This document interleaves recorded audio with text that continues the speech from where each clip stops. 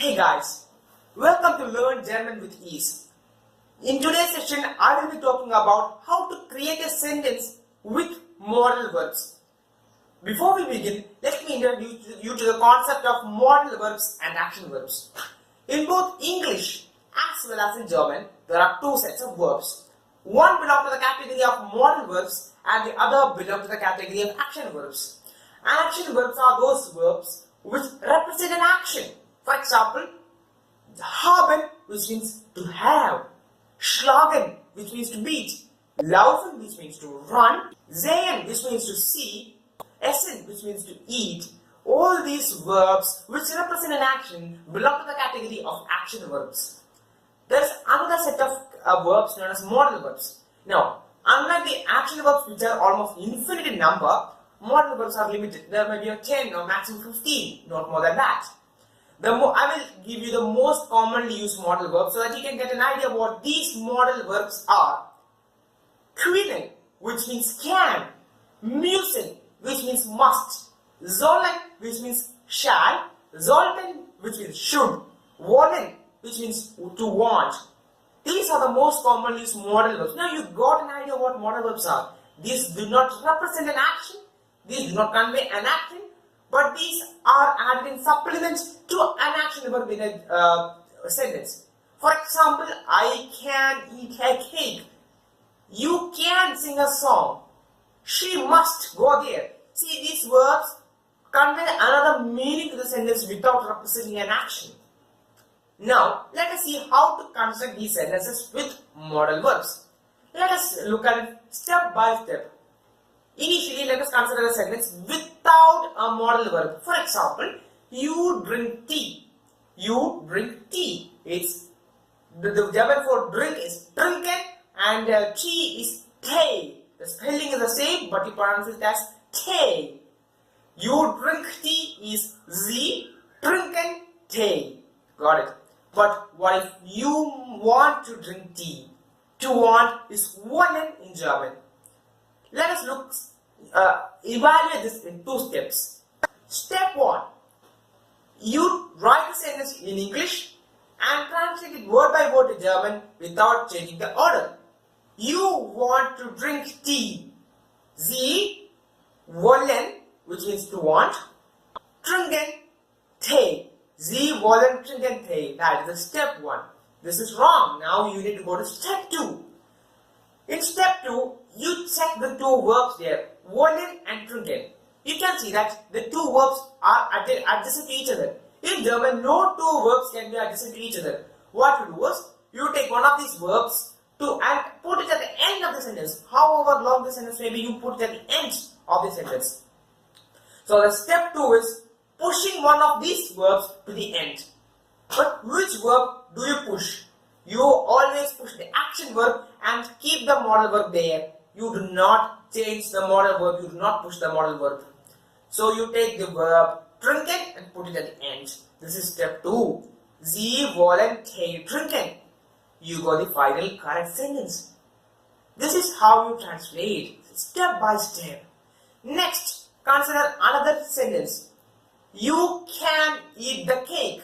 The cake in German is der Kuchen. Kuchen is masculine, that is why it is der. So, let's take the first step. You can eat the cake. You translate the German. Sie können essen den Kuchen. Essen means to eat. It is den Kuchen because it is a masculine noun which comes in the place of accusative. Okay? Sie können essen den Kuchen. Now we come to step 2. You take the action verb, put it in the end. Sie können den Kuchen essen. Simple. It is extremely simple. There are many people who are really getting confused with subject, verb, object, object, verb, subject.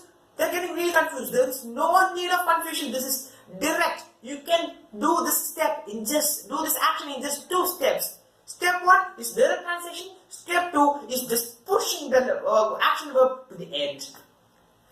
Now, the sentences that I talked about was about you, that is, the subject was you, Sie.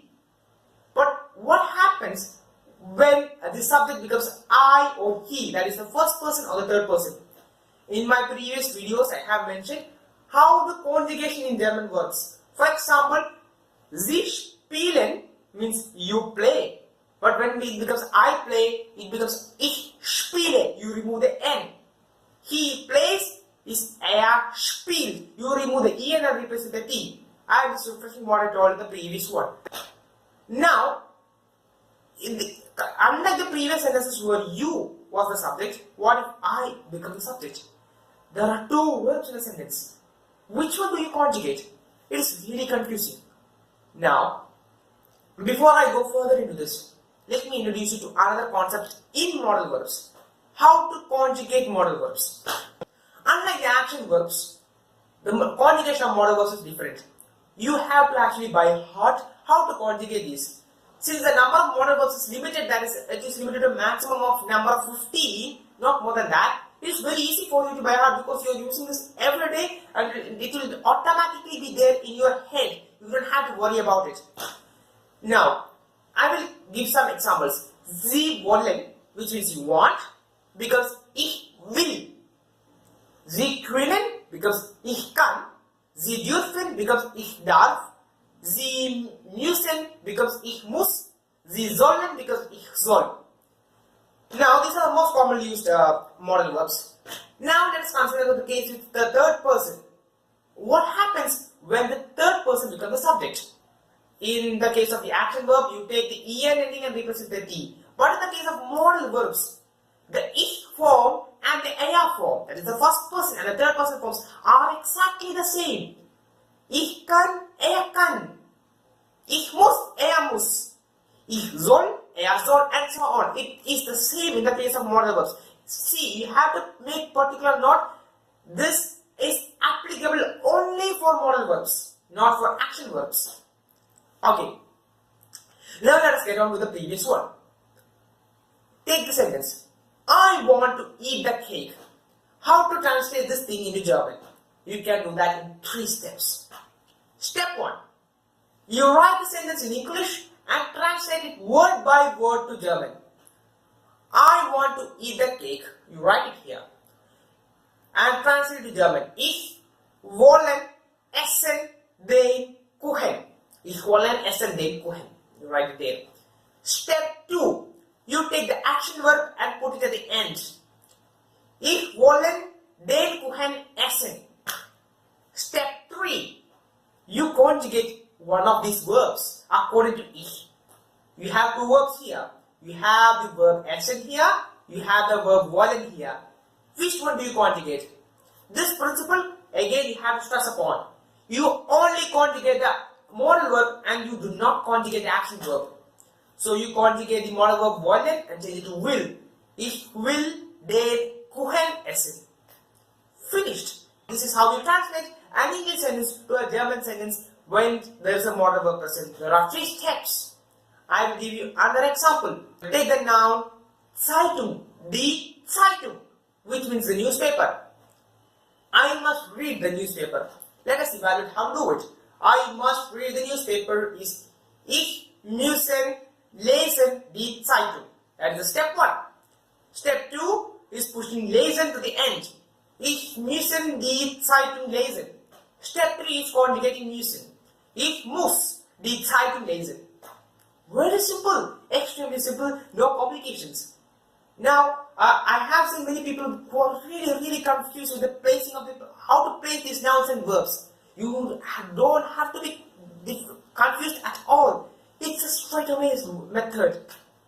So, if you like this video, please do like and subscribe down below. If you find this helpful, do share it among your friends. And yeah, that's it. So, until the next video, guys, bye.